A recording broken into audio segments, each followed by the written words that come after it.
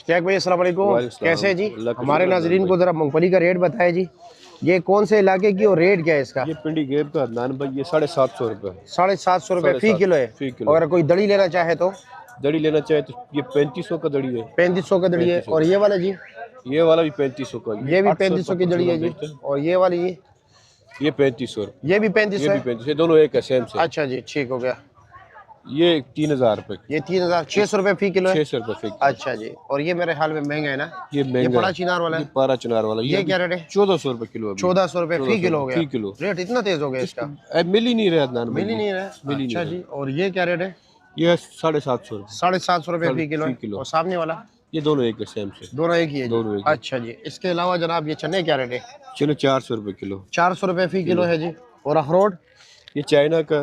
China ये का अखरोट है। चाइना का अखरोट ये है। क्या रेट है? ये 650 रुपये किलो और ये 750 रुपये। ये 650, ये 750। 750, दोनों में फर्क है? दोनों में फर्क है। अच्छा जी। बादाम की तरफ आते हैं, बादाम का क्या रेट चल रहा है?